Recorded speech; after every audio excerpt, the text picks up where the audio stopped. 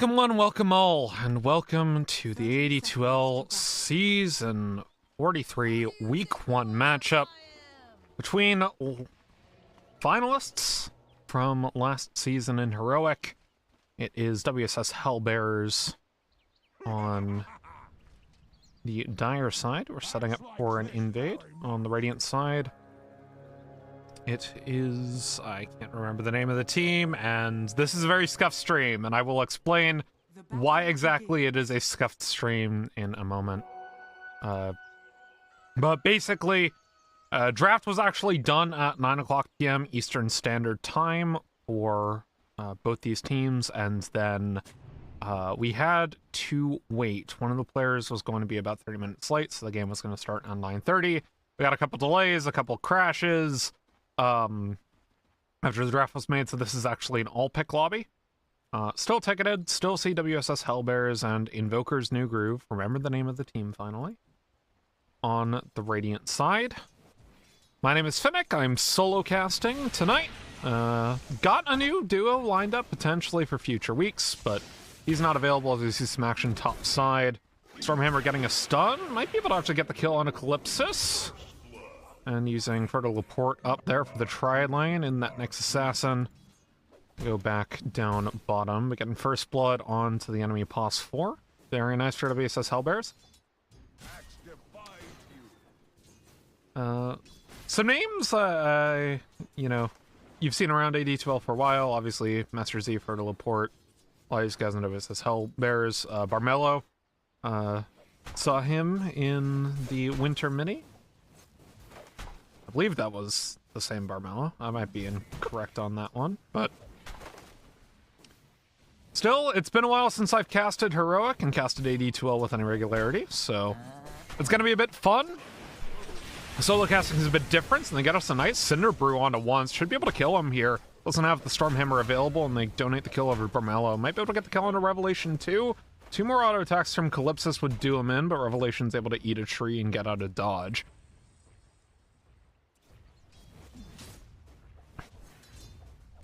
But yeah, that is very nice. Master Z on the Mars mid against Samurai Invoker.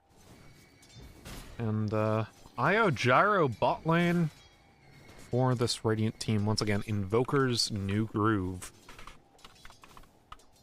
Which I love that name. It's absolutely great. And I'm just trying to imagine, you know, who are our parallels to Emperor's New Groove? Or if you grew up with only being able to watch Disney Channel and Toon Disney growing up, Emperor's New School, the spin-off series where he goes to high school. It's kind of weird. So like Invoker obviously is Cusco. That's what they're on right now, but who on this team is who exactly? Who's Kronk? It's really important. Damage going on the tree bot side. Impale. Sons of Juicy Panda. Getting the rest of that Rocket Barrage down, but fights coming in for the Healing Lotus, and as top lane once again gets a kill on Revelation. That Healing Lotus goes over to the IO, which is very nice to have, and Calypsis picks up his Healing Lotus top side as well.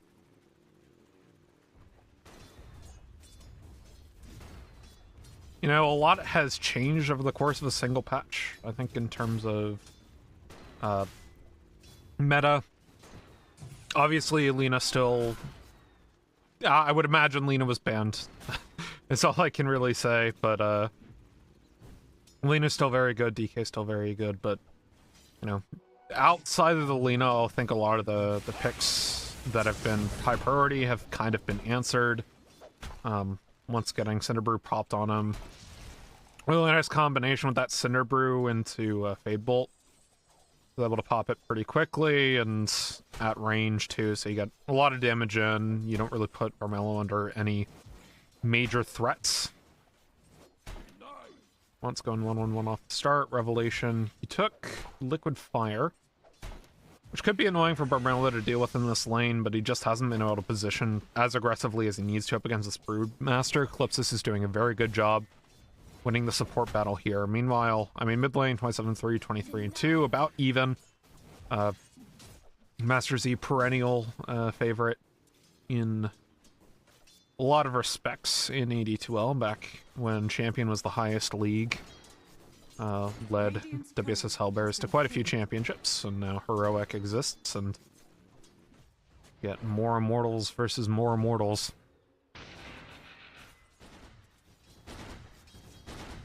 Tree on the axe, 14-2 to the 19-9 Gyrocopter, but we see damage coming in onto Juicy Panda.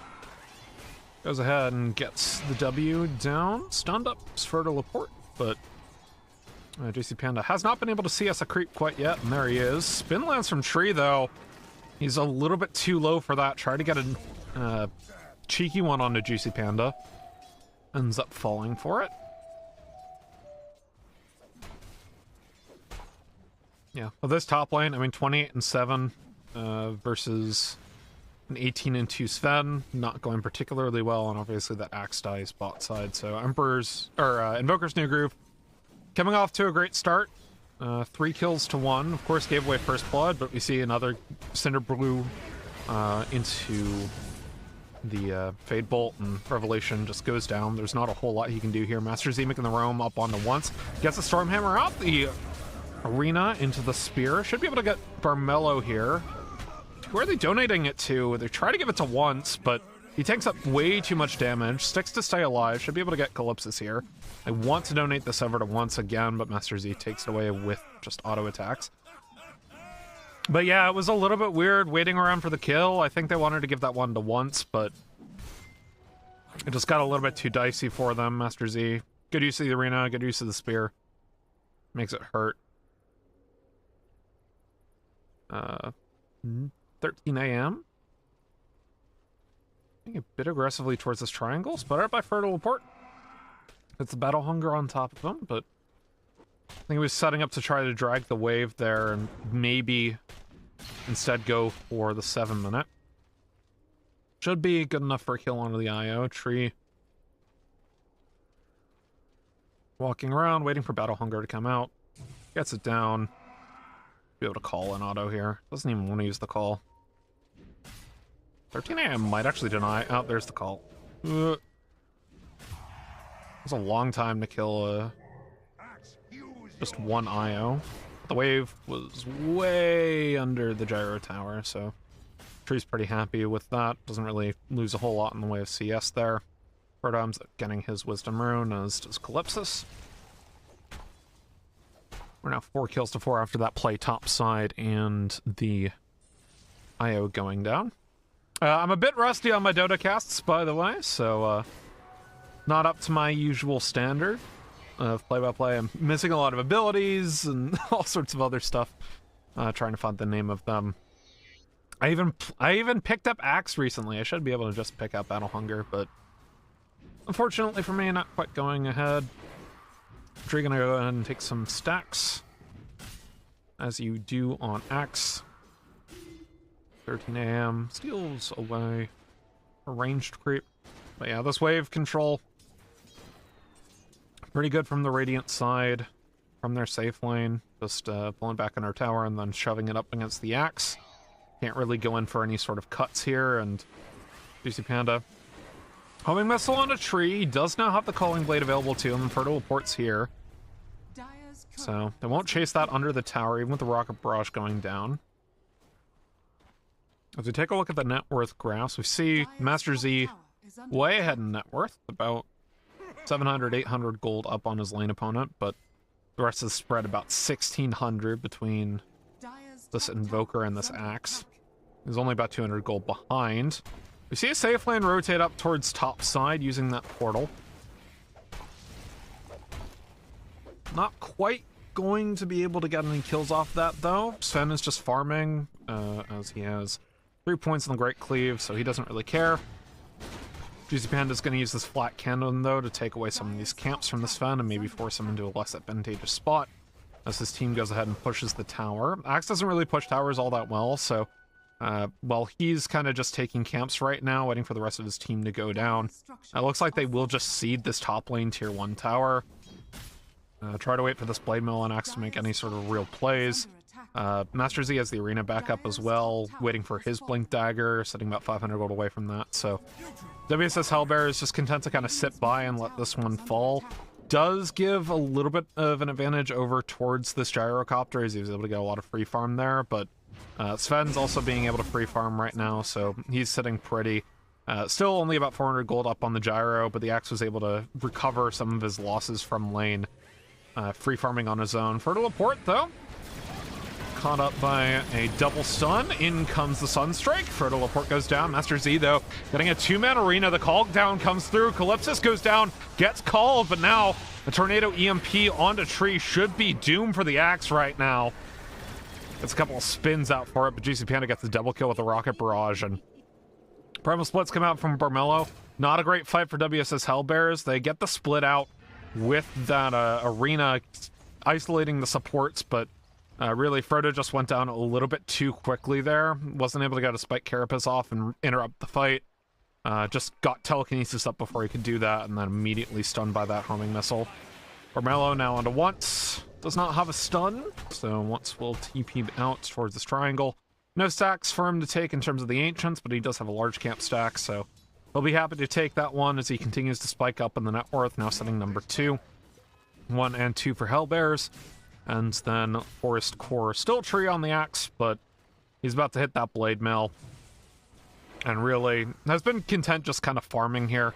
I mean, he's Axe, he doesn't really need a whole lot of gold, just needs Blade Mill Blink, and all of a sudden he is a menace to any carry in the world, especially one with as high attack speed as Gyro gets with that Rocket Barrage. Of course, Master Z TPing in, Blink, Spear back under the tree, able to get Calypsis, but he's tornadoed up. The Impale lands though, Calypsis not able to get a Spell Seal off, gets the Spear, but ends up falling for it as Master Z goes down in the river. 13 AM TPs into the fight, but a little bit too late to save the Rubik.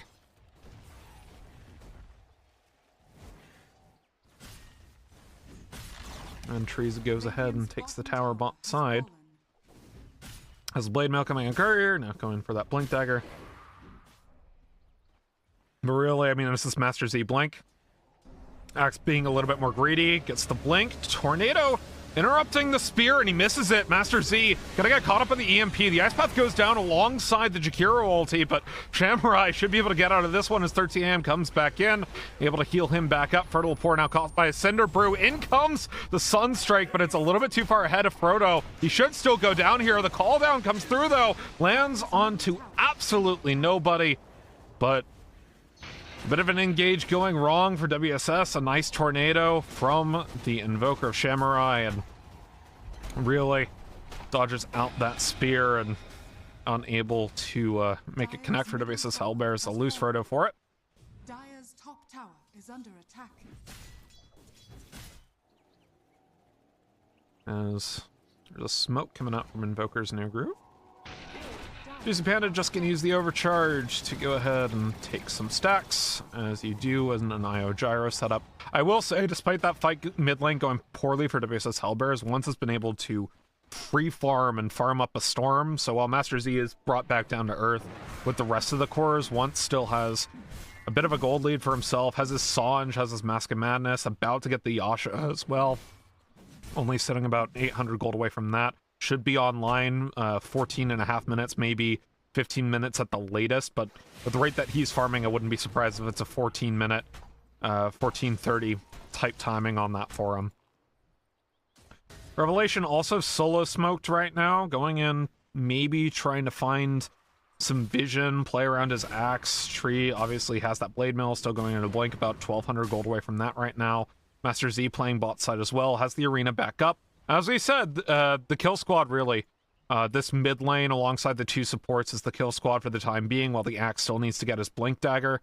But, you know, really can be strong between Revelation, Fertile Laporte, and Master Z, who gets an arena, but speared out of it by the Rubik. Still, the kill gets donated over after an impale from Frodo.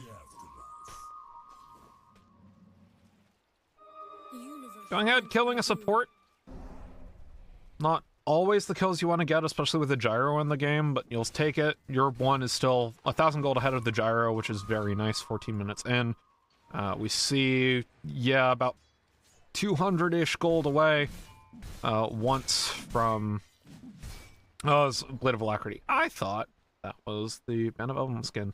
Okay, well, he's about 600 gold away from his thing. So yeah, it's going to be a 15-30. Just misread the components that they had on the Sanjanyasha. He'll be ready to fight. Getting that status resistance, pretty nice to have up against a team comp with a lot of negative status and debuffs. Between the Rubik, the Invoker, Brewmaster, Gyro. All of them really having some form of status debuff on you. Able to spend it in the fights. Hasn't really seen a whole lot of once outside of laning, but that's been pretty good for them. About to have max points in Warcry, 2 points in the Stormhammer as well, and 400 gold away. So yeah, it's going to be like a 15-30 on that Sanjanyasha, Master Z. Arena back up in 18 seconds. So this is a timing for them. Once has the Sanjanyasha, Master Z will have his arena back up and then can maybe make a fight for it. Once is a little bit far up though. Doesn't really have any of his teammates available to him, but GCPN and 13 AM are there, so there's no danger of him being reload on, and he seems like it's pretty alright. Barmello finds Revelation bot side. Doesn't want to commit the Primal Split to stop Revelation from TPing out though, so Revelation gets away. And now 4-man smoke from WSS.Hellbears. They're not going to connect with ones here. He will have this up. Actually going to be closer to a 16-minute on that Sanjanyasha, but they're going to play without him. Want to try to get the move on their Samurai, and a blink reveal from Tree. Blink, Arena, Spears, perfect layering of the crowd control. The Master Z goes dominating, picking up that kill.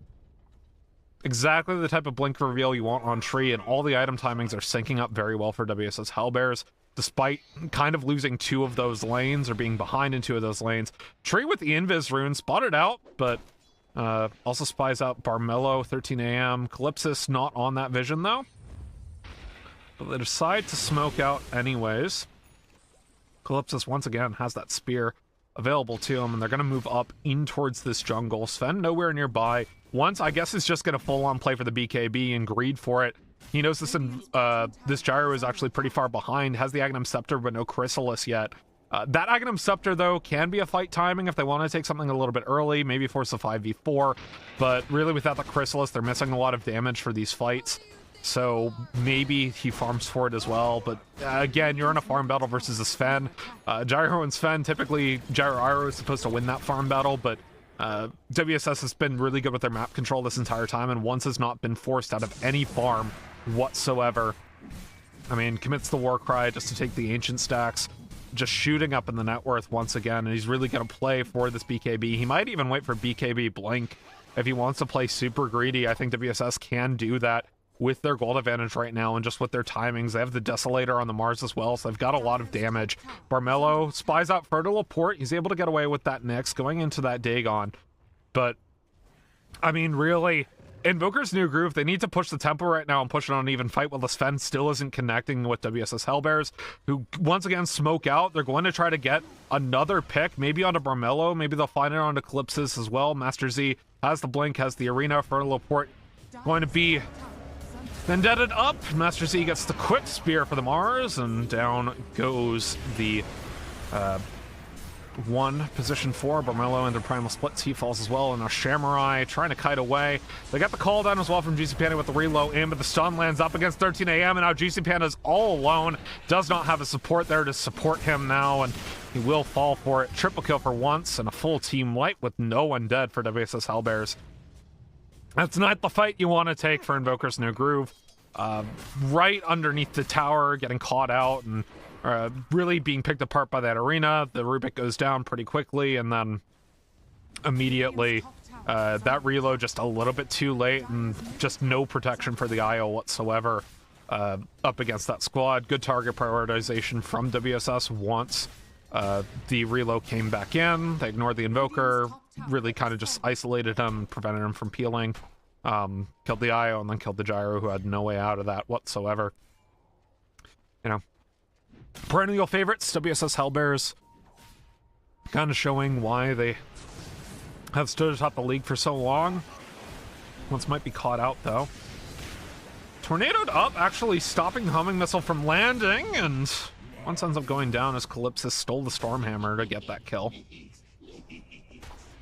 Arcane Supremacy plus Stormhammer does feel pretty nice. Extra damage and extra range on a point-and-click stun. Dire's middle tower is Always under fun to have. Dire's But still, Hellbears look very strong right now. Yes, they lose their +1, but Dire's 3 of the top 4 net worth. is under attack. All Hellbears cores. BKB for Master Z. Still a ways away, but yeah, Sven not even going for the BKB. He's like, Sanj and Yasha is enough versus this team. I want to get an Assault Kuros. I want to be able to do more damage more quickly. They have some Agi on their team that I need to get rid of that armor. Kind of burst through any of these potential targets. So Radiant's top tower is under attack. pretty nice. Also the attack speed just very, very good to have with that God Strength. And obviously the Mask of Madness giving even more attack speed for him. Smoke from Invoker's New Groove, once again. Should be able to find Tree here. Does not have BKBL available to him, and they set up on him on Vision. Tree blinks out, though, still caught by Fade Bolt, Tornado, EMP. Tries to turn back around, get the call off, but he's out of mana, so ends up going down for it. Barmello with the kill. Relo in, actually, from 13 AM and Juicy Panda, so it will send the IO back, and Juicy Panda's going to stay with the rest of his team. Good pick, picking up the axe. Lowest net worth core for Hellbears, but to be expected for position 3. Dire's But really kind of delaying the XBKB versus a squad like this that has so much spell damage makes a lot of sense. are fortified. And so many disables too. So it does make a lot of sense. Kind of prioritizing the target that you can kill, and it is very nice because it disables some of Hellbear's teamfight capability, not having that BKB up necessarily for a little bit longer. Master Z, 1400 gold off his BKB though. And Sven, once again, not going for the BKB, just going straight Assault Kuros, gonna keep fighting, and then finally go for the BKB blink. So a bit of an adaptation from him, but the attack speed, the minus armor, and extra armor for his team stacking with the Warcry does feel pretty good. And especially against the Gyrocopter, who is third in net worth, almost to Master Z right now, but still sitting 1500 gold behind this Sven, even after that pick that landed on this Sven earlier. Once it's just been farming up a Storm. I mean, again, like, Sven out farming a Gyro Iro, not something I think most people would expect. Just seeing a Gyro Iro being drafted at all, you expect it to be able to out farm using that overcharge, but really has not been as free to farm this game. That's a lot on Hellbears, just keeping this pressure up and not letting Invoker's New Groove turn the pressure back around on them. Like, yes, Invoker's New Groove got 2 picks there, but I mean, immediately WSS is still taking advantage of having 3 or 4 members of Invoker's New Groove on one side of the map, just able to farm with their Sven. Up on the other side, they say, hey, so long as we're ahead on the Sven, we're going to be okay. Vertical Port Vendetta up right now. Sees Calypsis, sees Barmello, but he's caught on Vision. Caught up by Calypsis. Should go down here. Tree, though, gets a blink call onto Samurai. Still won't be able to get a kill for it. Gets caught by a tornado. As the reload comes back in, the arena ends up popping 13 AM, as well as Juicy Panda. Barmello chasing on a Revelation right now. They do take down the Invoker, though. Tree, all alone versus the Invoker, was able to get away, and now blinks. Dire's top tower is under attack. So an Invoker for Nyx. I feel like they should have been able to kill that axe there, so a bit of an overcommit maybe onto Master Z, trying to turn that fight back around onto him instead of going for the axe that was, I think, very killable for you. Might be a bit of a mistake. WSS, though, you know, they're, I think, pretty happy with that, even though they lose the Nyx there, and it's not quite the fight that they want. Killing the Invoker is always pretty good. Especially one that's been maxing Exhort after going for that Quaswex. Has a lot of damage on the Sunstrike. Again, lots of spell damage on this team. Really waiting for those BKBs. Quick God Strength for a Roshan. Once picking up his Aegis. Master Z, 200 gold away from his BKB, and Tree as well. Saying about 800 gold off of that. So really, WSS, they're feeling, again, pretty strong. 7k gold lead at 24 minutes. Not insurmountable, especially when you have a Gyro on your team, but I mean, this Invoker sitting pretty far behind, but Tree also sitting pretty far behind the Axe. Should already have his BKB, doesn't quite. Fighting as one for farm, how dare you? A little bit more communication might be necessary there. Tree's obviously not close enough to the BKB where he can just take that farm priority, but they're trying to farm the same area of the map. And for a team that's been as good at map control as Hellbears has been this game, it does seem like a minor communications mistake, perhaps. One's trying to farm up to his BKB as well, sitting about 2,200 gold away from that. And by Calypsis. Nice coat of blood stacks for Tree.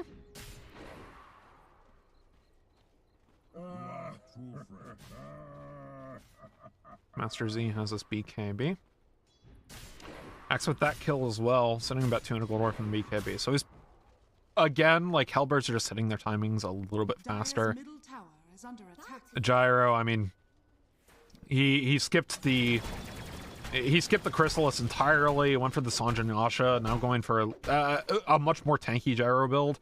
But again, I'm not exactly sure how, you know, this potential Satanic, if they can get it out, is really going to do anything more than just extend his suffering. He doesn't have a whole lot in the way of damage other than the Aghanim Scepter, and the rest of his team, I mean, you're only sitting on a Radiance Yasha for Barmello, Samurai only with a Hurricane Pike, so I mean, this is just, your items are just way too far behind to be playing for this I'm gonna tank up the team style thing. You need more damage right now versus this team comp, and building outside of damage, building for survivability just seems like a bit of a mistake when you are this far behind.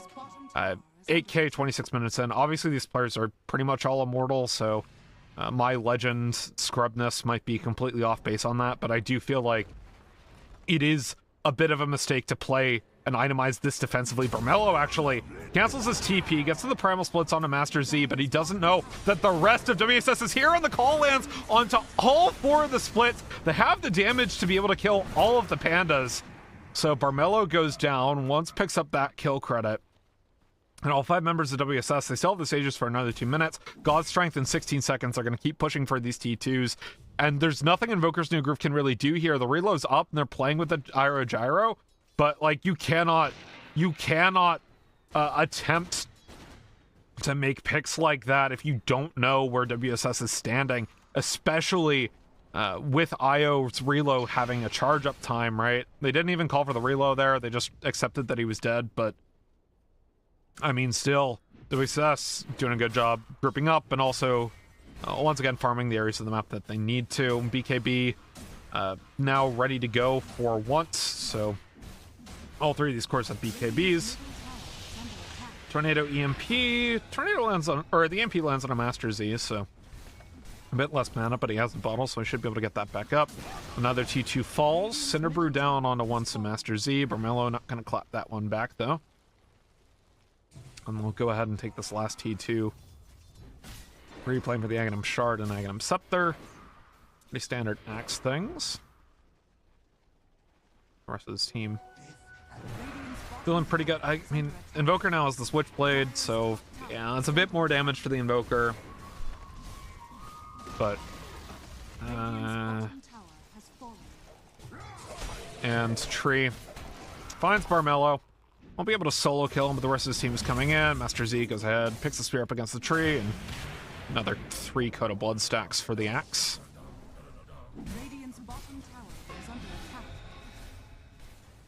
I mean, I don't even blame Barmello for trying to farm that part of the map right there, but he has to know to move out a little bit quicker once that T2 tower falls, that they are going to be looking for that. Still. Drums of Endurance, one of these supports. It is the next assassin for teleport after getting Dagon 2 assigned to play for his team. And the Aegis is reclaimed onto once, but I think they're going to keep pushing this. Master Z blinks forward, gets the arena on 2. The call down comes through as well as the call from Tree. He gets the BKB up and he's got a lot of damage. Down goes the Invoker and the IO pretty quickly, and now GC Panda tries running away. Still does not have the Satanic available to him. Quite a ways off from that, and I'll take the tower, the 2 kills, and get out. WSS, I mean, now playing with a 16k gold lead, so more than 500 gold per minute of net worth advantage. And once should be able to just buy a blink, but instead full buys a chrysalis. So going for more damage, not deciding instead not to go in for the blink for the follow-up on the engage. They just have so many engage tools on this team. Tree, obviously, on the axe. You see this Invoker from Master Z, the next Assassin as well, kind of acting as backline engage or pick engage, perhaps. Tree, though, might be caught, but he actually turns it back around because Once is here, gets the stun back on a Barmello. The Invoker, though, still able to get the kill on the axe with that Sunstrike and the call down onto Once. Dissuades him from going any further. Calypsis is here. He has Battle Hunger, and I think Io actually reloaded in this fight, maybe to try to save somebody, but it will not be enough.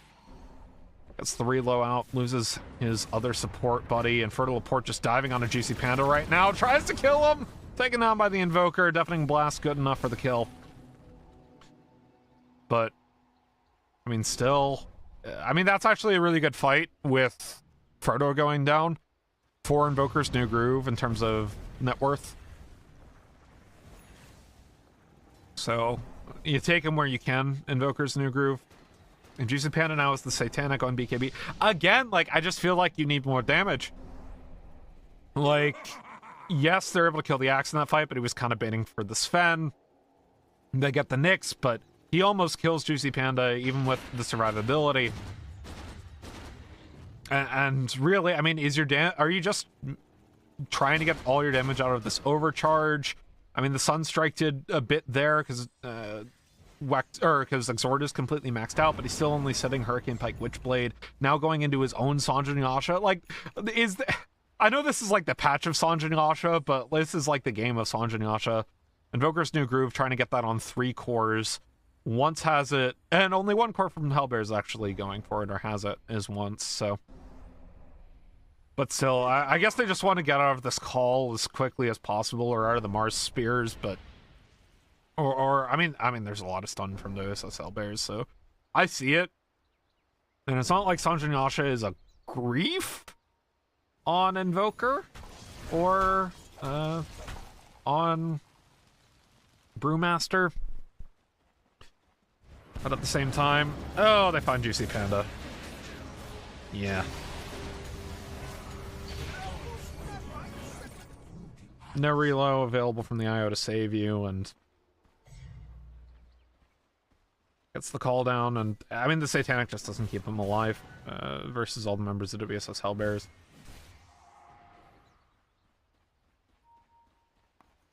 Again, buying survivability when you're behind, I think, is a much more common mistake at low MMRs, but or maxing out survivability when you're behind and your team needs damage in order to actually win fights. It's a much more common mistake at lower MMRs, but I feel like in this game it also kind of shows that, like, sometimes players kind of tunnel vision on being greedy and, like, you know, I'm dying in these fights, I need something to be able to sustain so I can do damage, but at the end of the day, sometimes it's just not what you need to be doing. They give the Aegis to Master Z, actually. I like this.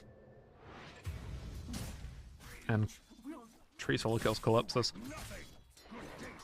But, like, you know, it's one of those things where it's like, how do we get back in this game, right? If the answer is by winning, the answer is almost never by winning a team fight on equal footing, which is where those survivability items really come in. It is getting picks or forcing uneven fights and winning that, or just farming your way back into the game. But the Gyro can't really do that at the moment because the map has been completely and totally wiped out by Hellbears, or controlled by Hellbears, and they've been doing such a good job. The Sven is super far ahead, so I mean, you could potentially swap to a 4P1 from Invoker's New Groove, but you can't really do that with an IO, because the IO is going to want to play with the Gyros. It's not really 4P1, so maybe you send 3 to try to get a pick on to someone out of position from WSS and try to reload in while your Gyro is farming up a Storm. I mean, look at the win prob. I mean, it's still given 20% to Invoker's New Groove, which, to be fair, like, that kind of scenario is what I'm kind of describing as their way back in this game.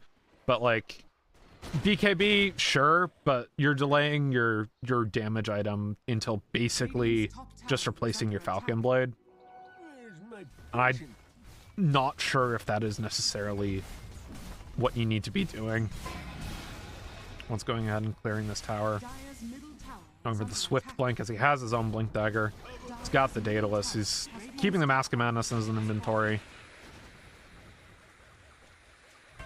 Out by Homing Missile. Keeping the banner alive. Now here's the smoke. They're going for the wraparounds. They see Tree, but it's playing just in the right position for them.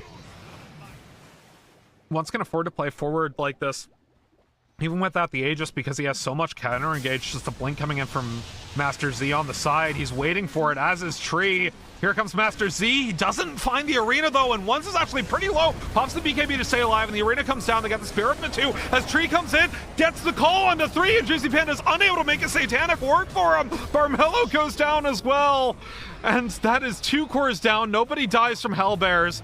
Buyback from Barmello. They have the buyback available on this gyrocopter as well, but they're not going to use it as Hellbears retreats from the high ground. They've taken the T3, they've taken the racks, and they keep their Aegis, they keep everything, but they expend their ultimates for it. Still, a blink once again comes in. They find Barmello, die back, and just the collapse from Hellbears is way too strong, taking down the IO as well, and that should be just about GG. They have a buyback available on this gyrocopter, but without cooldown available, I mean, 9 seconds, I might be able to try to make something here. But, I mean, it's just cooldown plus Invoker plus Radiant's middle barracks a Vendetta from Groovy that he's using right now. So, I mean, they're going to get Mega'd at the very least. Radiant's bottom They have the glyph to stop it, potentially. I was up in 21 seconds, but I mean, Hellbears can just go for this, force the glyph, and then immediately go T4s. No, they're just going glyph run T4s here. So there's the Megas. Master C blinks forward, finds Samurai, and there is no buyback yet from the gyrocopter. Samurai goes down with no buyback available. Calypsis and the gyro versus the world. The IO comes back up. Port Vendetta up. He's just trying to play zone right now. Gets caught on some vision. Once ends up blinking, just as a show of strength, and the GG's called. So Hellbears take game number 1 in the best of 2 series. Invoker's New Groove. I mean, they made a couple of attempts at coming back into that game, but really Hellbears just way too good at controlling the map once they start getting ahead, and controlling that map for their cores to farm and enable them to get ahead. So Hellbears take victory game number 1. We'll be right back after a quick break for game number 2, and we will see you after this.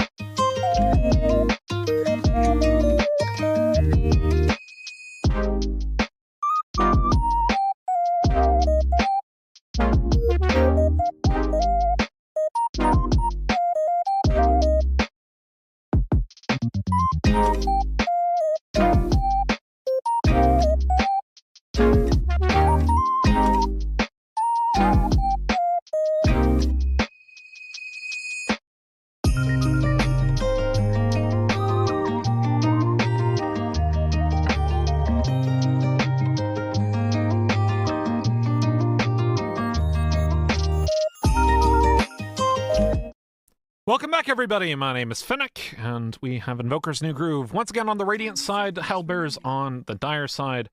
First pick to Hellbears, Invoker's New Groove on the with that 24th pick. Radiant team ban. I am trying to get better at casting draft. I've spent a little bit of time drafting in some in-house leagues and stuff like that, so we'll see how this works. Master Z getting some respect thrown his way with that Mars ban as Hellbears goes ahead and hands away Beastmaster. Radiant team ban. This really is kind of a first pick kind of patch, I think.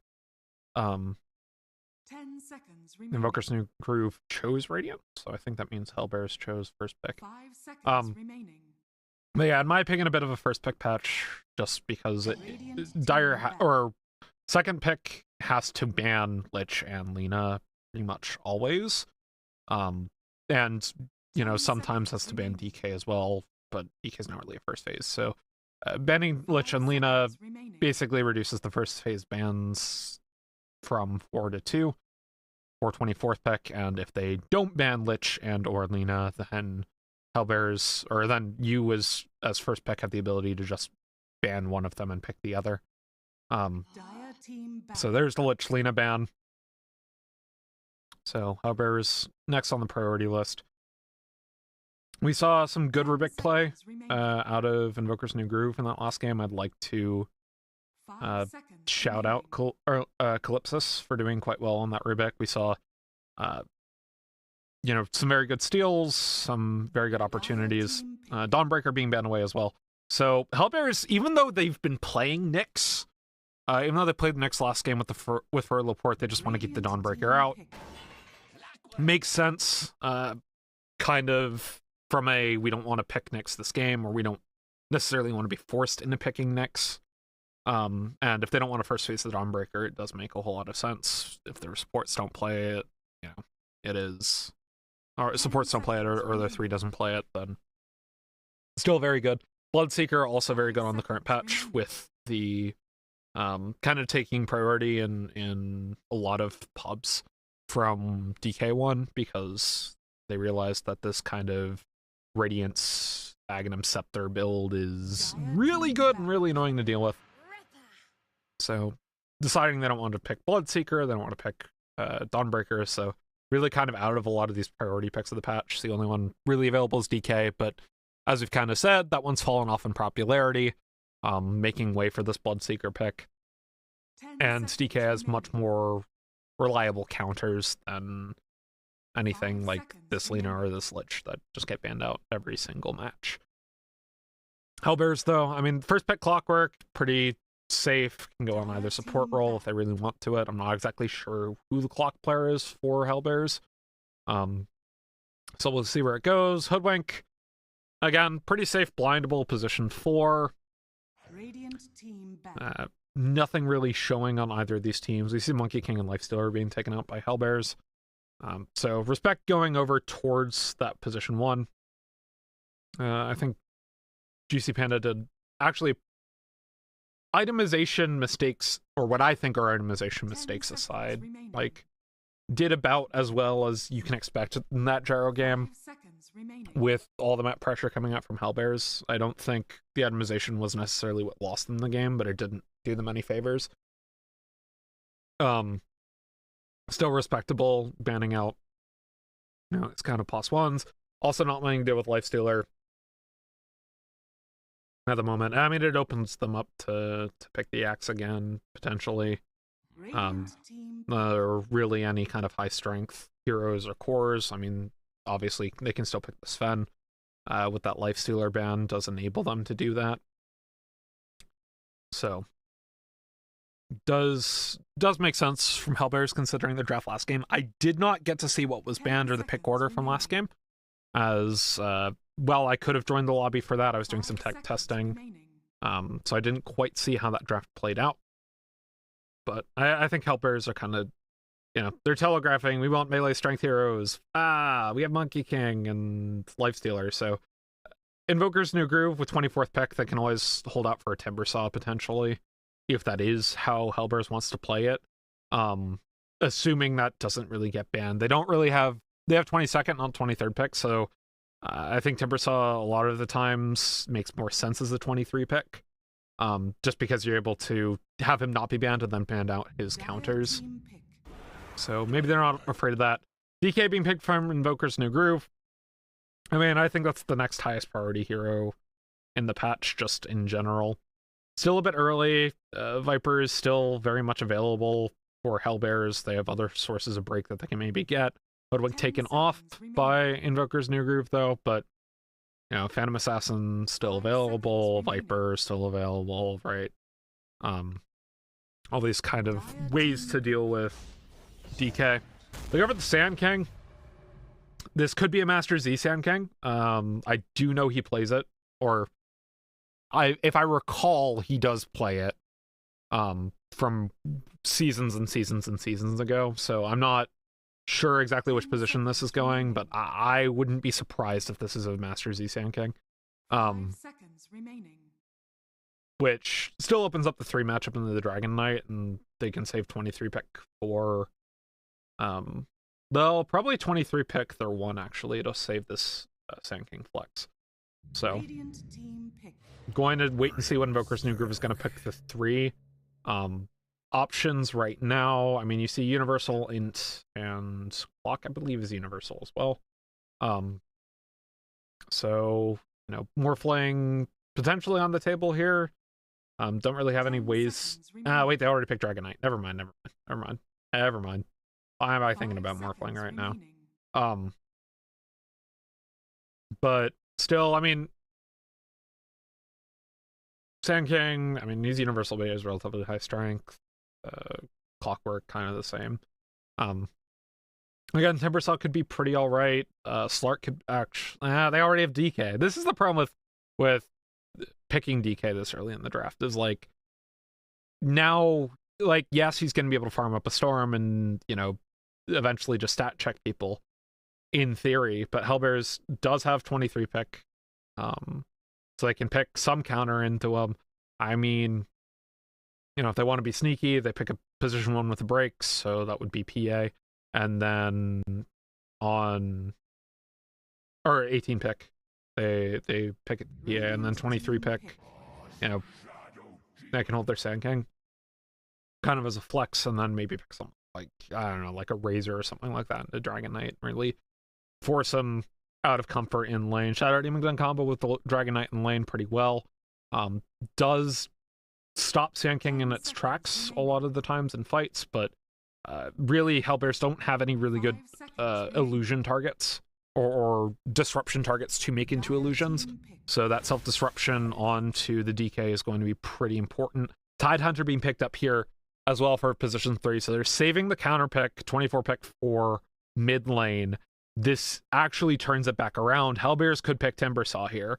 Dragon Knight and Tidehunter both available. It's a strong 18 pick. You're able to ban for it. Take any of the counters out of the table for Hellbears. So if they want to do that, and obviously like they're able to take it either mid or 3, kind of same with the Sand King, so Invoker's New Groove won't know exactly what the lane matchups are, and Hellbears can just do whichever lane matchup makes the most sense for them if they want to do that.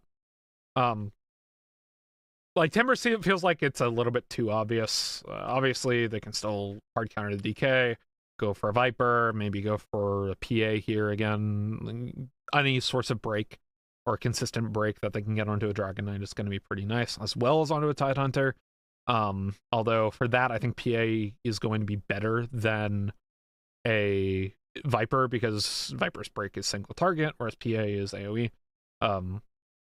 So maybe they want to go for that. Maybe they decide that they want to do something else than the Timber, PA, Viper kind of thing. I could see, let's see, I mean, this draft is so flexible, right? Like, I like Timbersaw in theory, but Shadow Demon does make it a little bit scary because it can disrupt you going into things and kite you out infinitely. They go for the PA instead, so again, those were the two routes I was thinking that they were going to go, and definitely the as I mentioned, the break that I would take here. 1400 gold break, yeah, it's not inherent to your kit, but it's an AoE, and Dragon Knight and Tidehunter are going to want to play in similar positions in a fight anyway. Tidehunter really hanging back for counter engage, and then Dragon Knight obviously is going to take fights with his ultimate, but PA has really good gap closing, so makes sense. They go ahead and ban the Viper as well. Not wanting to deal with the Viper into the PA does make some sense. Blur, pretty annoying to deal with. Tidehunter's gonna have a better time versus PA in lane than like a more right-click heavy position 3, but still not too terrible. But yeah, Venom Assassin doesn't want to deal with that. I think Invoker's New Groove. Yeah, they ban Axe. Makes sense. They think this is a Sand King, a Master Z Sand King, which makes sense. The more I'm thinking about the Timbersaw pick, the less I like it, just because of the Shadow Demon, because of the Demonic Purge, because of, Demonic Purge in the PA also is a little bit dicey. 10 seconds and because the Disruption can kind of stop Timber in his tracks, but I'm trying to think, like, what other anti-strength core do you go here? Invoker's New Groove's banned the Timbersaw anyway, just because even with the Shadow Demon, I think they're a little bit too scared of it. Razor is the first one I think of, and if I want to just stomp on a DK in lane, but he's able to farm back into the game so efficiently and so effectively that I'm not sure they want to pick something like that. Anti-strength 3s. There's Necro if they want to put the Sand King 3. That's a potential option. It's actually a pretty sick Winter Wyvern game if Hellbears plays that in the 3 position, although it's not super common in this league to see it being played 3. But it is, it's pretty decent Winter Wyvern game. The only thing is, again, you're giving very good illusions. You're basically the only target on your team that gives good illusions for Shadow Demon. With Disruption, if you do go for that, but again, lots of magic damage, % health damage, and your Dragon Knight Tidehunter does feel pretty nice. As well as you're just able to kind of reproc all the damage once Tidehunter's passive goes through. But there are other options here. Those are like the first two that come to mind. Can't really pivot to a Life Stealer, even though that's not really a good 3 anyway. I don't know. Maybe it's a Necro. Maybe it's a Necro and they Master Z Necro and they put the Sand King elsewhere. They go for Magnus instead. Okay, so they're just going all in on the team fight. It's going to be a little bit difficult until PA has the break. And even then, there's just such a high health pool on the Dragon Knight. Really, this is going to be a pick apart Invoker's New Groove, separate out the Dragon Knight, and then kill everybody else and then kill DK. But if DK is untouched in fights, or he's not separated out, or he's not controlled up while PA is ransacking everybody else, then it becomes a problem. Obviously, that you can also just try to all in on the DK before he gets a lot of health, using the break on the Phantom Assassin to your advantage. So I like Hellbears drafted a little bit more here. I don't think this tiny changes a whole lot. It's a bit more, it's a bit more engaged, a bit more utility coming out from the mid lane, but much like last game for Invoker's New Groove, they've really all in to their position 1 being really the only damage source, whereas Hellbears have damage from 2 cores, really. Magnus still does some damage too, but mostly utility. But having the Sand King and having this Phantom Assassin, it opens up a lot more options than 4P1, which is what Invoker's New Groove really has to play here. And grant you pick Dragon Knight, who's probably the perfect position 1 for a 4P1 strat, but at the same time, right, you're coming off a loss game number 1 where you were unable to make this Gyro Iroh come back in. They pick the best farmer in the game right now in the Dragon Knight, so hopefully, right, they're able to just farm their way ahead of this Phantom Assassin, who does need, a Battle Fury to be able to farm up, so If the lanes go well, I can see a way for Invoker's New Groove to snowball this off of the Dragon Knight in a 4p1 strat, but at the same time, Hellbears, I mean, they've got such good team fight once again. They have breaks, they have lots of team fight utility, and they have a lot of damage from their team. And, you know, it's not just single target damage, it's single target and AoE damage. But again, you can say the same thing about a Dragon Knight when it gets late enough in the game, but this is definitely, I think, Hellbears have definitely chosen the easier draft to execute, and Invoker's New Groove need to remember, you know, or they need to execute better on their kind of farm to a lead ideals that they were trying to go last game. Because if they don't, they're going to run into a lot of difficulty, I think, versus this Hellbears squad.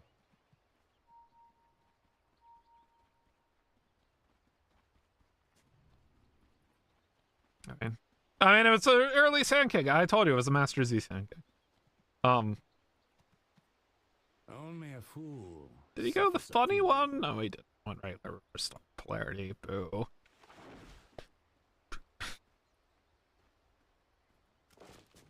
Honestly, like, I feel like the only, like, combo for reverse polarity is, like, Mars, right?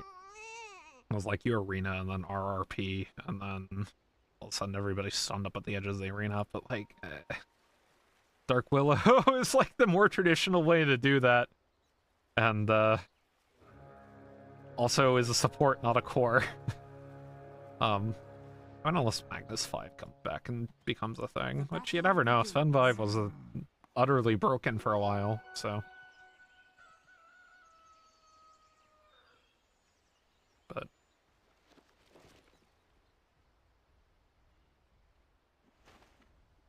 Lanes as expected. I mean, Hellbears, they were not able to win more than mid lane last time, and once again, they're playing 3v2 in a lane. This time they make that happen bot side. Self-disruption, tries to get some illusions. Dragon Tail actually taking level 1 from Juicy Panda, so the Stroke of Fate comes down, kills 13 AM, and Juicy Panda, starting with Dragon Tail level 1, means that he's not going to have his cleave, and he's not going to be able to have his range creep secure, so very good play, and actually very nice holding of the point from Juicy Panda, if that works out for them, but it doesn't, and thus Juicy Panda ends up kind of regretting it a little bit later. Still, same play made, opposite side of the map from Hellbears as last game, so nothing too out of the ordinary for them.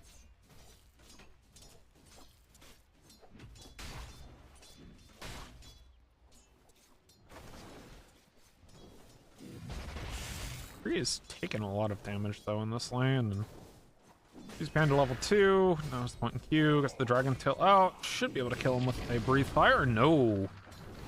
Stick just in time from Tree. Disruption lands on a Mephiroto though. Doesn't have level 2, so he has no points in Inkswell to stop this. Gets out. 13 AM is diving way too deep though. Pulled back in. 13 AM should die here, and Fertile Port gets the kill. Yeah, that was really greedy on Frodo, especially because both these laners have sticks. Frodo just kind of baits that under tower, and then as he tries to move away, Shockwave pulls him back in. So, even though the lane did not start out well for Hellbears, even getting the kill fed over early, just in terms of the health bars, but. Slight misplays from Invoker's New Groove. Maybe there are a couple cracks. Oh, beautiful skewer under tower. Juicy Panda gets the Dragon Tail out to stay alive, but the Inkswell should stun him up well enough to get a kill. Juicy Panda 2 points in the Breathe Fire. Pulled back. And the Stroke of Fate. He took the funny facet too. Trey ends up getting that kill, but yeah, taking Fine Art. Using the Panther to get extra damage off that Stroke of Fate, so I like it. I like this facet. I saw a couple highlights of it in of it being used on our Dota 2, and I'm like, wait a second. Because, like, makes Stroke of Fate, like, a much more dynamic ability and a bit more skill expressive, too, so I like it a lot. And we, see Frodo taking advantage of it there. Last hit's nice, 19-2 to 17-1, so going even mid lane. Top side, 17-3 to 12-1, and 12-0 to 9-4 bot side. So slight leads once again coming out these side lanes from Invoker's New Groove in terms of just raw CS, but it's still 3 kills going into the offlane of Hellbears right now. And as we take a look at the net worth, the DK and the PA are both sitting at the bottom of the table. Really, Frodo taking advantage of having 2 kills onto him right now, sitting amongst the cores in terms of net worth.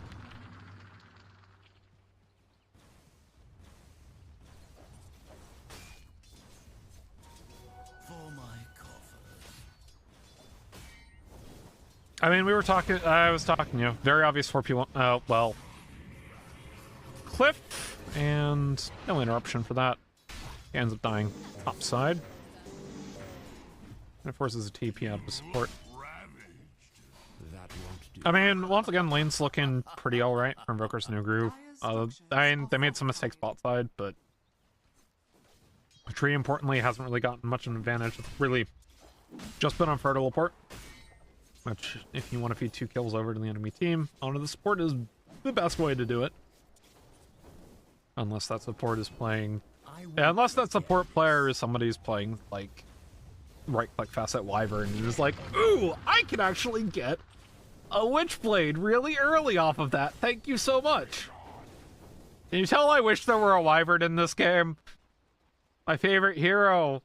She can be played in 4 positions. Not really popular mid, though. Tiny ends up dying to Master Z.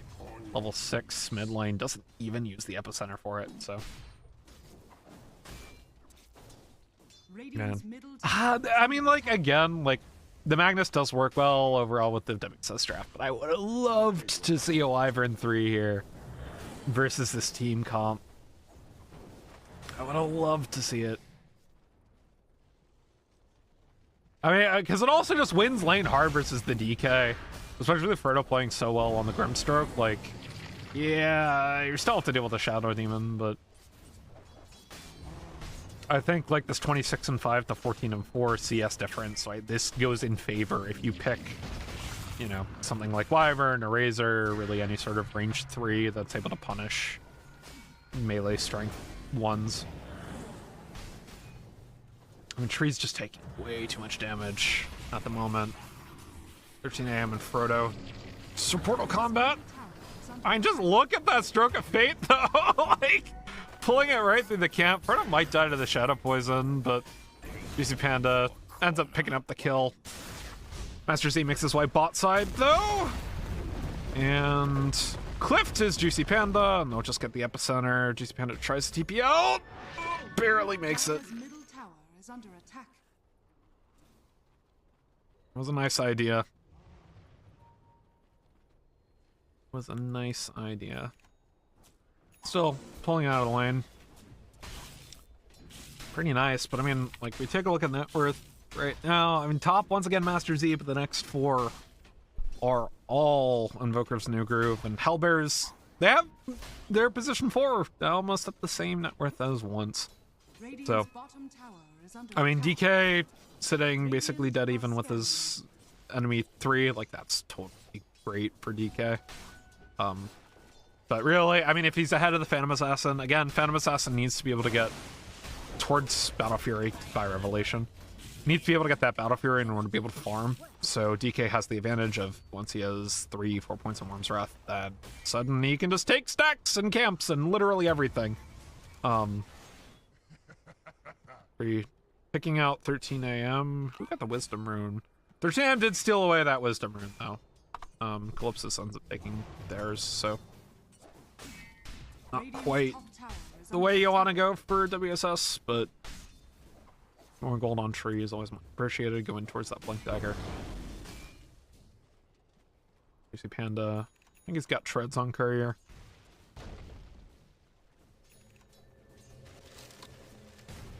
Samurai going face boots, blink. Has 2 blinks queued up for some reason. They share a cooldown, so I'm not exactly sure why.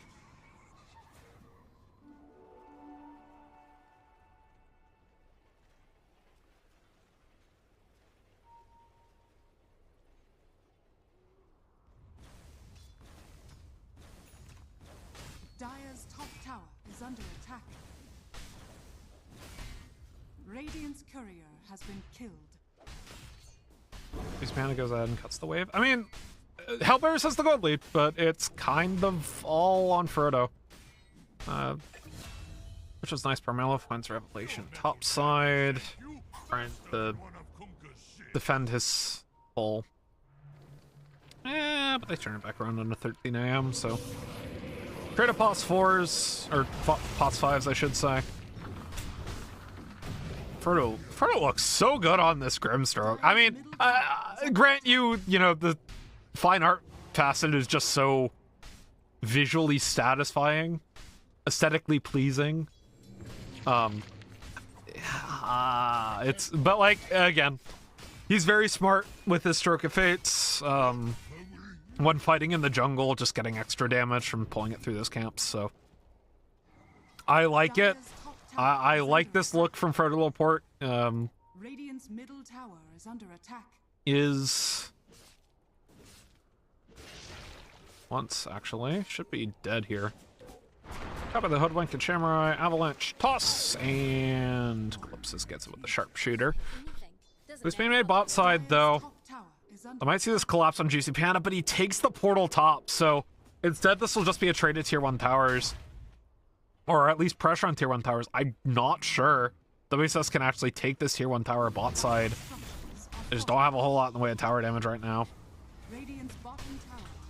But it will glyph. Win out a little bit longer the Elder Dragon form from Juicy Panda. Has the treads, going armlet, has 3 points in Worm's Wrath, so he can just farm anywhere on the map, and they TP back. Bot side. Silence on a Vermello, though, before he's able to get his ultimate out, so no Ravage. Tree pulling him back in with the Shockwave. Master Z has his ultimate available to him. If they want to go in on this. Going first item Bloodstone. He's playing in the trees. Pump fakes the epicenter. Flips is also in the trees here. Able to scurry through like the rat that Hoodwink is. I know she's a squirrel. Rodent. Like the rodent that Hoodwink is. Yeah. They lose their T1, they force some TP's top side, or bot side, so. Again, like, early game goes well for Invoker's New Groove. It's just, can they snowball this? Can they get Juicy Panda to farm up the storm that he needs to just stat check everybody and not let the PBA back into this game? We see a bit of an engage from Revelation.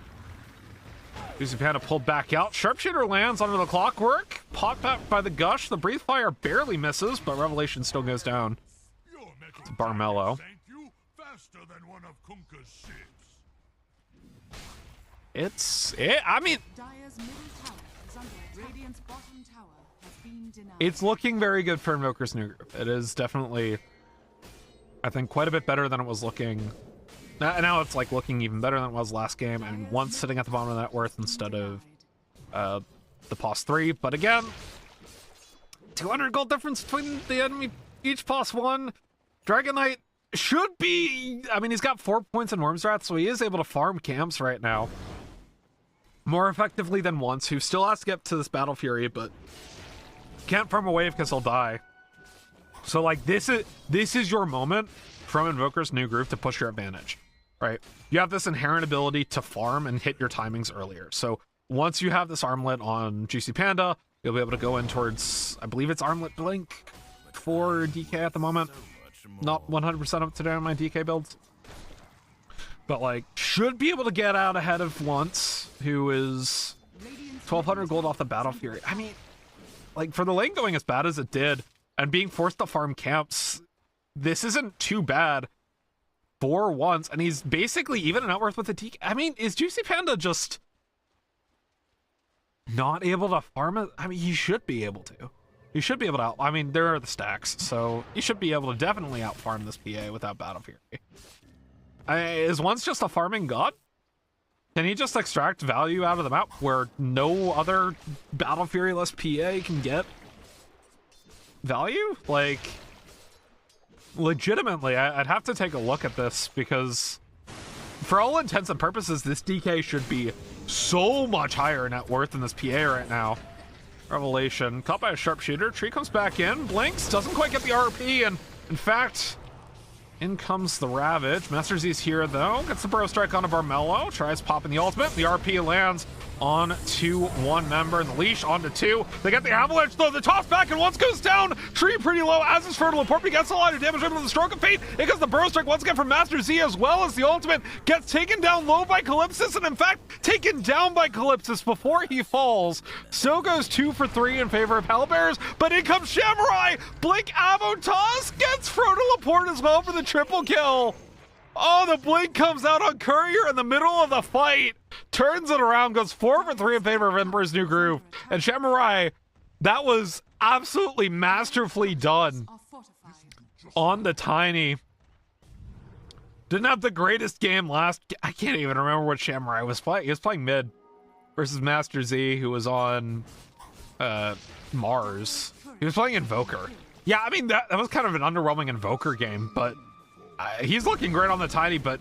And look at this. Hellbears made stacks for the PA, who does not have Battle Fury right now. And now if they fight them, because Juicy Panda has taken them, he's got the armlet. Avalanche toss once again. They find Fertile Laporte. Down he goes. Samurai's dominating. Hellbears are here, but it's 4v3 or 4v5, and it's not looking good for them as the sharpshooter lands under Juicy Panda. Once tries driving on a Calypsis. Juicy Panda goes down. Tree's pretty low. One's extremely low, and he's caught by the demonic purge. Double cover Juicy Panda. Now Master Z tries running away. Oh, Hellbears, what has happened to you after game number 1? I mean, they found like a very nice early fight on relatively even footing, but they fall behind, and then they get a little bit too greedy, or a little bit too defensive of their stacks. Instead of just ceding it over, they lose one of their team members and immediately onto an uneven fight out of their favor with RP down. Fighting that. And Epicenter was, I think, also down. Was it? Yeah, no, Epicenter was also down. So with ultimates down, into a DK who has Elder Dragon form up because he wasn't used the last fight, who's taking your stack. I mean, this is absolutely insane. Invoker's New Groove, I mean, they've...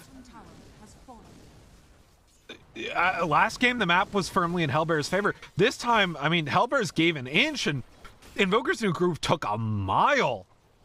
And you know, now Hellbears playing from behind, 6k at 15 minutes. This is the lead that Hellbears had at 24 minutes last game.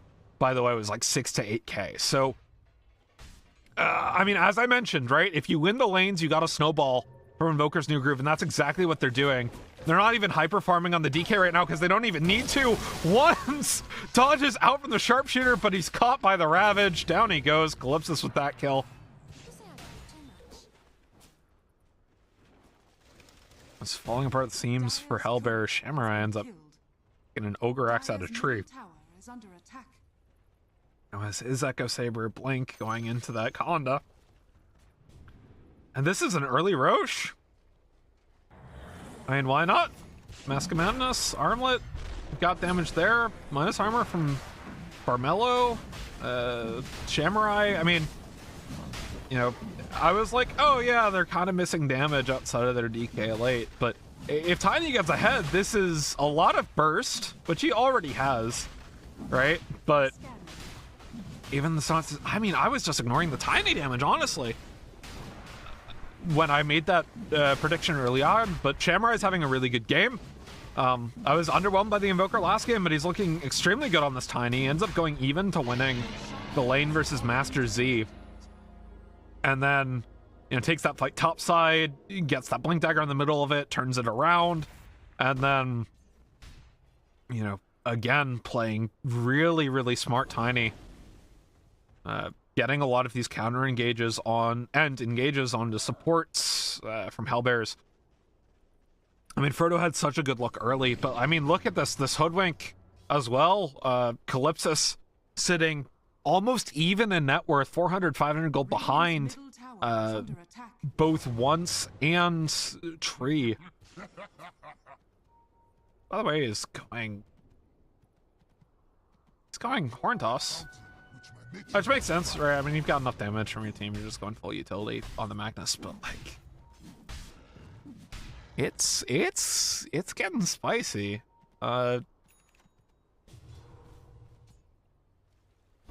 Master Z has Bloodstone, no blink.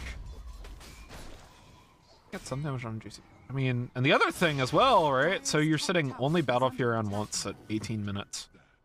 Going BKB Sanjin Yasha, so he's not even... I mean, this was like a pretty obvious PA pick, but like, he doesn't even have the luxury of going for the 1400 gold break quite yet. He doesn't even have it queued up. But at the same time, I mean, it's like that last game, right? It's like the exact same thing I was saying about the gyro last game, is if you itemize too defensively while behind, you're never going to be able to, like, you're not going to be able to do a whole lot with the itemizing defensively. Like, you need to be able to kill people. And PA has a lot more inbuilt damage than gyro does towards single targets, you know, automatically being able to crit targets and all that, but they're having inbuilt crit.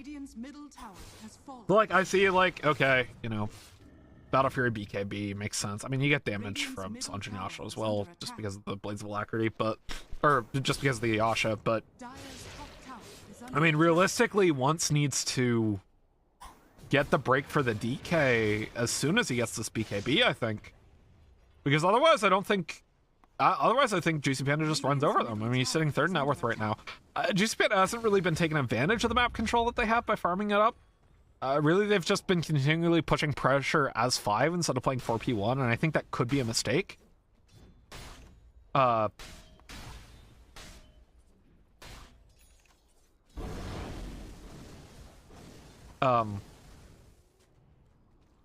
Juicy Panda, Armlet, I think this is kind of the thing, right? Like, they drafted a 4P1, and they're trying to adapt it. Part on the thing to the Tormentor. I've been told it's once. I think that's how you pronounce it. Pronounce like the Spanish word for 11. I don't speak Spanish, but I think that's once. I would just imagine, but who knows? Either way, I mean, this is a little bit greedy from him, but where else is he gonna find more the map? And I guess this is the other thing, right? Hellbears, like, exhausted the map from Invoker's New Groove last game, and wasn't able to let that did not give the gyro anything. This game, Hellbears, they are taking more spots on the map to farm because Juicy Panda is still playing with the rest of his team. I hate to say it, but like, yeah, like, you're losing your gold lead right now. You looked so good, but you're playing Dragon Knight. This is the ultimate, I farm for 20 minutes. Like, at the moment, he is the #1 farmer in the game, and it's not even close, and you are not farming with them. You are not taking advantage of your map control. Yes, you're taking these 2/2 towers, which is nice, but I'd have to imagine, right? Like, if I look at this win prop, 63% for, I mean, it was up to 69%, but now it's down to 63, 64% from Invoker's New Groove. And that's because they're not pressing their lead in the correct way. They're pressing their lead as if they have this ultimate team fight comp. But you drafted 4P1 and you're not playing 4P1 at all. Top net worth of the game, despite having a DK and being ahead, is this Sand King from Master Z. And the PA is continually moving up in the net worth. He's about to overtake the Tide Hunter. He's only about 1,400, 1,500 gold behind the DK. This should not be happening. This should not be happening. And if Invoker's New Groove loses this game, it's really just going to be on the fact that they did not utilize the map efficiently. I mean, also, I said it last game, or I said it earlier, this game has been able to find farm in areas that lesser PAs are unable to find it without Battle Fury. And now he has Battle Fury, like, is there a way to see... Is there a way to see a rolling GPM is the question. I don't think there is. But, I mean, if there were a way to see, like, GPM over the last 5 minutes, I'm fairly certain the PA is actually top of that right? I mean, he's only 3. It's not. I mean, Juicy Panda, like he's farming. I think, like, yeah, farm close to your team, but look at this. Look at this map. Look at this map. They have no control over the bottom side of the map at all. So Tree's able to farm waves. He has his beak, or he has his Aghanim Scepter now. So he has Horn Toss. Still has the Blink Dagger. Onside has been untouched. And the gold lead was at 6K at 18 minutes. Now 3K at 23 minutes. And this game is longer and longer. It drags out. You would expect it to be in the DK's favor, but they're not playing to their strengths. They've drafted DK and they're not playing to DK's strengths, and I think that is such a mistake, especially for such high-level players. I'm not exactly sure what the team history is for Invoker's New Groove. Unfortunately, I was unable to do my normal level of preliminary research and asking captains for things, about things, but I mean, really, like, it seems to me, right, because Hellbears, you know, has had a core of players that have played together for a while. It just seems to me that, like, Invoker's New Groove aren't playing as a team as effectively as Hellbears, and they're not playing to their draft, right? They're like, oh, we won lanes, let's go ahead and, you know, kill people. That's not what their draft does. Their draft, if you win lanes, is your 4 kills people, and then your 1 farms up. So he's always so far ahead that he's able to just stat check people late. That's the Sanjay Lasha going BKB now. Meanwhile, Onse, what's coming out on Courier for him? That was BKB. That should be the Aghanim Shard. So he did exactly what he needed to do, right? Gets the BKB, goes the Aghanim Shard immediately. He has Dust of Appearance too. To try to... It's got Invis. It's just Glimmer Cape from Shadow Demon, but I guess that's all they need to. This could be disastrous for Invoker's New Groove, actually. This could be really disastrous. Scans come out, they find WSS off the scan. They don't know who, and it's in fact Tree unable to get the kidnap to land on Barmello, and in fact, they get Master Z taken on very low and immediately dies. The combined Avalanche and Sharpshooter. Fertile Laporte's gonna be the next one to die here, potentially. Lands the silence onto Samurai, trying to dodge through the trees. It's gonna give a little giveaway onto his position. Blink Avalanche. Frodo goes down to the toss. And Invoker's New Groove, they had the jump that they needed to there. But again, okay. Take down Master Z, who was top net worth in the game, so nothing bad. You take down Frodo. But Hellbears' farming cores got out, and now he's only 1,000. Like, again, he was 1,500 gold behind a couple minutes ago, and now he's 1,000 gold behind. Like, under no circumstance. I mean, I was like a little bit, like, I'm sorry if this sounds super harsh, but like, you know, teams at this level, I feel like should be able to not make the kind of mistakes I see in my Legend games, right? But like the advantage of this, I think this is 2 games in a row now where on paper, I think the farming advantage should go in favor of Invoker's New Groove and should go to Juicy Panda, but it's just not. It's just not going in his favor. Like, yeah, he's top net worth now, but let's say he's second. He was 1,000 gold behind. Now he's 600 gold behind. Like, Onse on PA is out farming Dragon Knight on the patch where Dragon Knight is the best farming core in the game. This should not be happening. And Hellbears, like, they're playing outside of their base. There's no map control from Invoker's New Groove. They're just failing at 4P1ing correctly. Like, if you're on the we're just gonna farm on our position 1 status, then you should have your position 1 in a different area of the map from the rest of your team so that your 4 can draw the other team to them, can take farm away from the enemy team. But the map is completely just split down this middle lane right now. And Hellbears is using it so effectively. They've hard shoved bot side. They might be able to just get this pick on a Calypsis too. With no one from his team available, scurries through the trees. I think he's spotted out potentially Revelation, but Net worth 62%. You know, it's like, where's the snowball? Where's the snowball? I said you have to do this early. You have to snowball your game if you win lanes like that, right? And they tried snowballing in the wrong way, and like,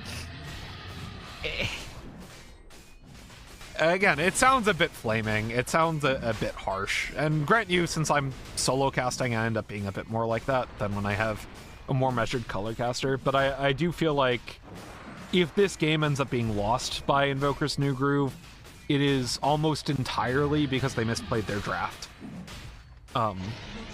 And not because Hellbears were just... I mean, again, like, maybe Once is just god tier at farming, which is entirely possible.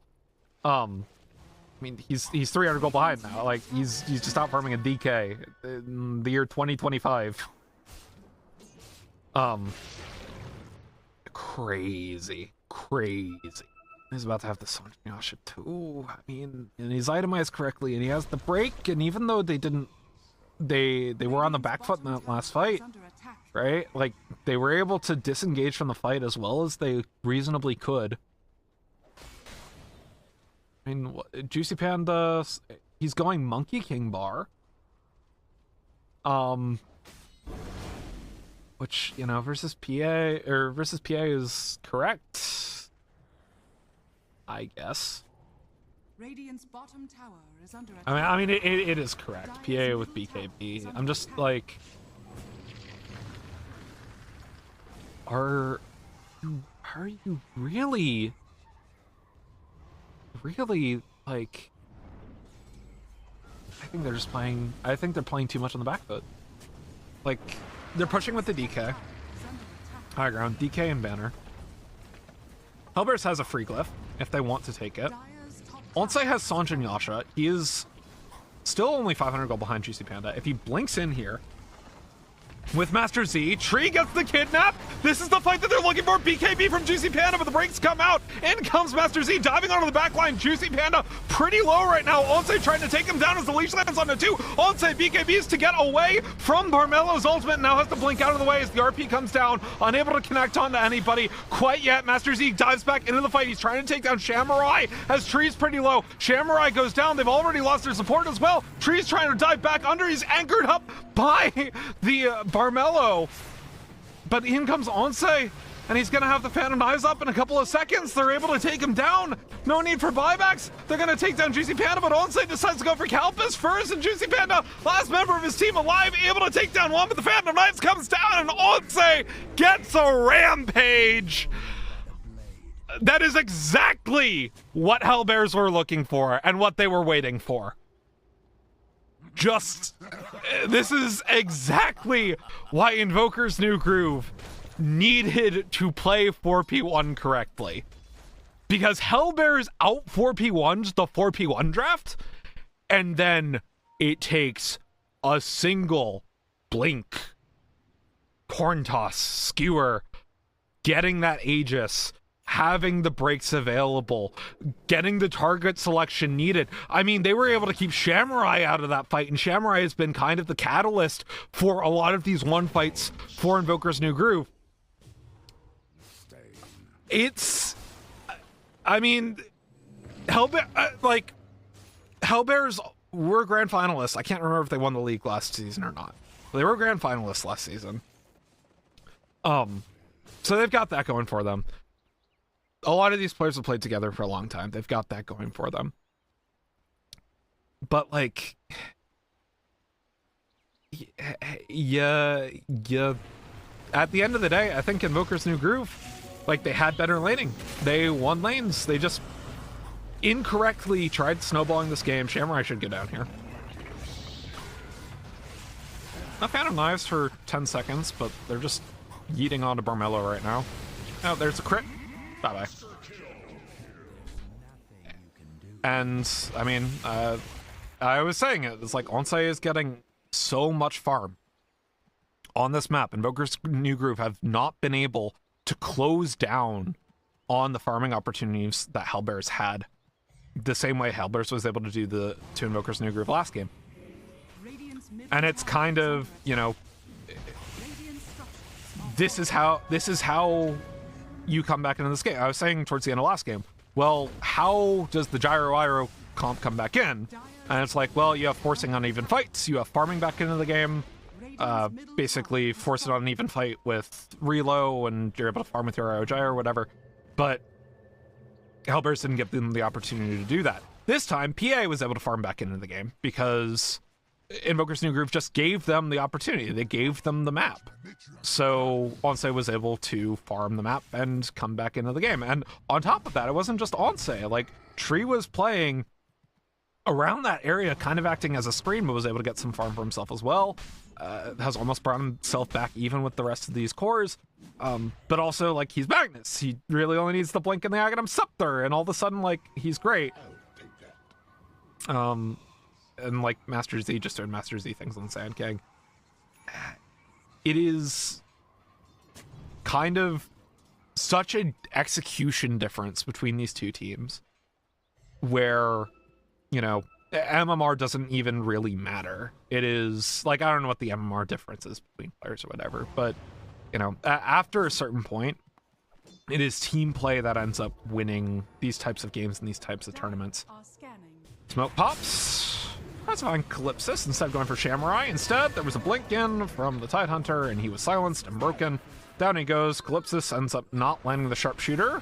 Avatos Spanish on to Master Z, but he wants to keep going as the Bloodstone, BKB, and everything else. Gets the RP onto 2. In comes Onse. BKB popped from Juicy Panda, but he's going to keep going in for the crit out of Otos. Onse pops his BKB. In comes Master Z. In comes the Clockwork. Onse dives out of the way. Ultra kill once again. Is he going to be able to get a double rampage? Maybe he is. He doesn't have or 2 rampages in one game, I should say. They're going for it. Gets the Fan of Knives. There's the rampage. Oh, man. I mean, Barmello tries. There's a double rampage. It's not even hype at this point. It's not even hype at this point. Onse is just, he makes it look easy. He's so low, but pops the BKB at the right time, gets away from the Ravage once again, and, you know, again, just taking down the targets, taking down the squishies, forcing the BKB out of the DK. He's forced to get out of there, take down the squishies. Once again, goes in, gets the Fan of Knives. It's honestly such clinical play on the PA. Right? But this only happens because he was allowed to farm his way back into the game. I've been harping on that too much, man. But yeah, kind of back to my team play makes everything example. For a while, I was casting what is no longer a series, but TDL's Southeast Asian tournaments, and we had a team of players from Myanmar that was lower MMR than a lot of the other teams in the tournament, but their team play was so incredibly good, and their team fighting and target selection was so incredibly good that they were taking down teams that were significantly higher MMR average than them just purely off of that. And that's kind of the advantage that Hellbears has as a stack that, you know, has had players playing together for so long, is that they're able to play as a team and coordinate as a team so incredibly well. Invoker's New Groove, like, I've been harping on them a lot, so we can talk about, I think, some positives from them. I mean, they play early game skirmishes very well, and they definitely, you know, are better laners than Hellbears. I mean, they won lanes in both games. But, and realistically, like, there's a lot of good individual play. Samurai obviously looked very good on the Tiny early on in this game. Barmello had some actually decent plays before he got super far behind on, or some good plays before he got super far behind on the Brewmaster game 1. I mean, Juicy Panda, like, he had good team fights early on in this game. He just didn't go off the farm soon enough, and you know, that's kind of the thing. It's like those mistakes when you kind of get into your, like, when you you forget that the other team is also a 5-stack.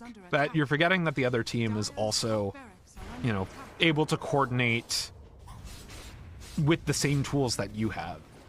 And this isn't a pub. It's, you know, moving into that competitive 5v5 mentality that I think, and team play that I think Invoker's New Groove really needs to work on.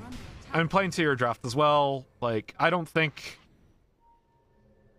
Juicy Panda is necessarily a bad player, but I think Dragon Knight is a bad hero for him, and Gyrocopter is also a bad hero for him if this is how he wants to play games.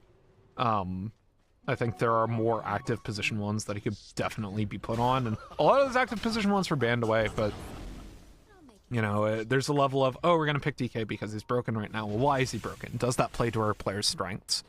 Like, if you have someone who, when they're ahead, wants to be as active, then DK loses value because, you know, his number one thing is just farm forever and then come out ahead of the enemy position one and enemy team. But, you know, maybe this is a look at draft for them. You know, maybe we want to play to our team's strength instead of playing to the meta. Yes, this is heroic. Yes, this is an Immortal League. So meta has a lot more of a place to play. Samurai, swing and miss. Tree swings and finds.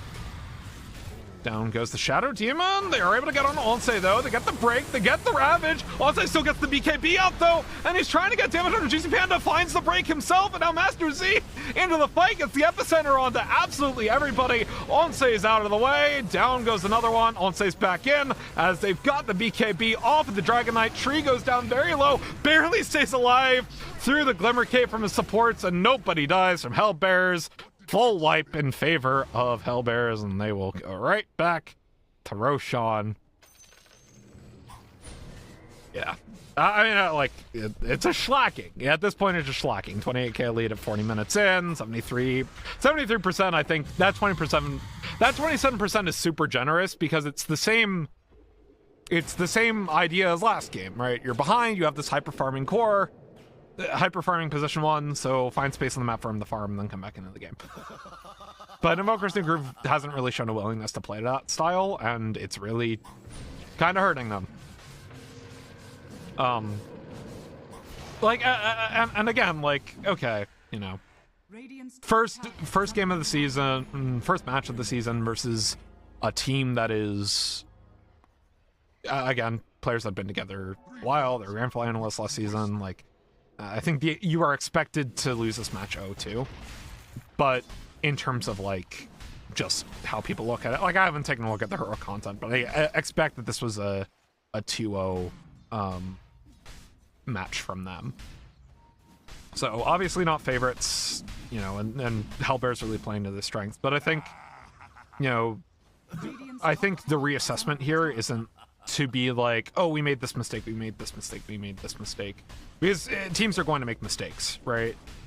And it is more analyzing where your strengths and weaknesses are as a team, especially your strengths and playing to that strengths and picking drafts that play to that strengths. Okay, you can't really, like, your strength really isn't 4P1 as a team. Your strength is, you know, winning lanes and then skirmishing and snowballing leads that way. So maybe don't pick Gyro, maybe don't pick Dragon Knight, maybe keep Samurai on this Tiny. He looked very good on it. Barmello playing more skirmishy threes might be apt for them as well.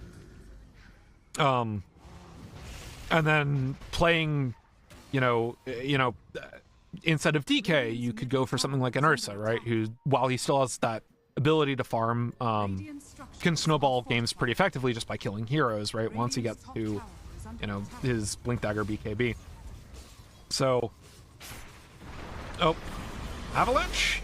Toss interrupts the engage from Tree. He should go down here, but they get the leash on the 2. Master Z's here. Ends up getting the epicenter. He's got a lot of damage, but so does Juicy Panda. The use of the Bloodstone to stay alive, though, as Onse goes back into the fight, gets the break on Barmello, and now pulls out Avalanche. Force Staff Master Z away. Toss some creeps onto Onse. Has a Satanic, didn't even pop it. He has a Divine? Hello? Since when? What? What? Did he buy this? Yeah, because he doesn't have a battle. He literally No. What? Okay, I need to see where the Divine was bought this game. Calypso is taken down pretty low as Onsei dives on the back line, forcing a disruption out from the Shadow Demon. He still gets stunned up against the tree, though. It's a nice little bushwhack, but he has Aegis and he has the Satanic and turns it back around on the Juicy Panda, getting the stun in from Fertile Laporte as he's playing on the backside of this fight. They've taken down one. Barmello tries blinking into Frodo, takes him down. Ends up being 3 for 3 thus far, but Onsei still has his Aegis, and the buybacks are coming in from supports now. Master Z out of Barmello alongside Onsei. Has no mana. Revelations here has got the jetpack. It's the cogs out. Getting some mana off of Barmello right now. Pulling out of the Spirit Vessel. Shamroy comes back in. Blink Avo toss. That will be a dieback on Fertile Laporte. And, you know, weaknesses showing from Hellbears. They get a little bit too hyphy, a little bit too overconfident. They go for the buyback. Doesn't really work, but, I mean, they still have RP up. They have Epicenter back up too. So they could, you know, do some real damage. And, yeah, bye-bye, Barmello. Ah, he gets out.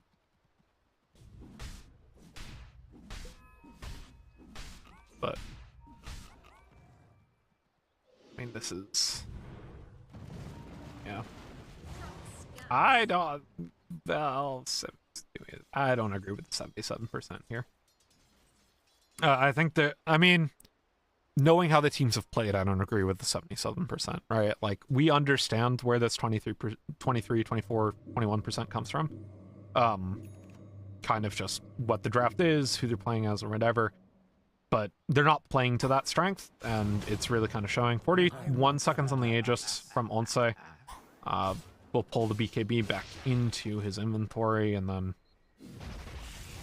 still has this Divine Rapier. If the unfortunate reality of buying a Divine Rapier is that even though Onsei has not lost his Aegis, he's been pretty close to dying in a couple of these fights, and if he gets CC'd up just well enough, there's a chance they just feed this Divine over, and that would not feel very good for Hellbears at all. I mean, it's still a Divine Rapier. It's like, yeah, it's only a portion of their net worth advantage. Only a fraction of their net worth advantage, which, as the Aegis gets reclaimed, Onsei goes ahead and grabs his BKB. Master Z, no saying with the sheepstick. I mean, look at that. Look at the range on Epicenter, by the way. With his support having a telescope, plus Bloodstone.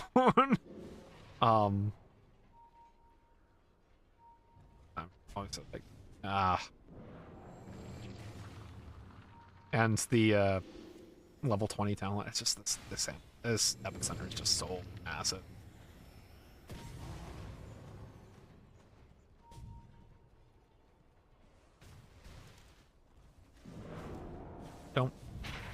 No free glove. Barmello caught. Gets the break, but the Ravage to get out of it. And Type of Insight blinks away.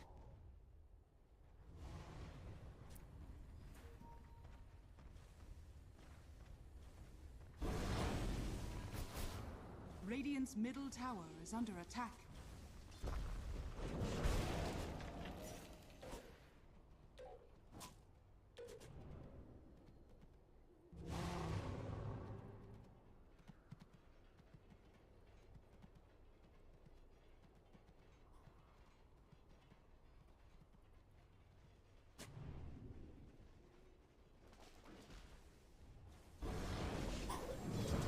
Push on high ground once again. Tree finds the Ravage boy, but he has no Ravage.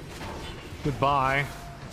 13 comes back in. Master Z picks up 2 off the Burrow Strike. They've got a lot of damage. Takes down Shamroy. The support's forced to self-disrupt themselves, but everybody's already dead.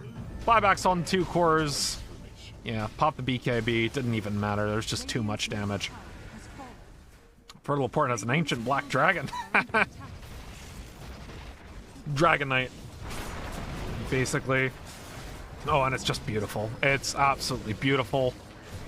From WSS, picking up 2 off the skewer. GG called. WSS take the series 2-0. Comeback victory, game number 2. Gotta hand it to them, still looking in championship form. Invoker's new groove, commiserations. I think, again, just playing to your strengths is something to focus on as a team. And drafting to your strengths is something to focus on as a team, but it was not... It was still a pretty decent showing, I think, all things considered, up against the perennial favorites in WSS.Hellbears. So keep your head up high. We will see how you progress throughout the rest of the season, but that is all the time for tonight's broadcast. My name is Infinix, and I will see you next time around.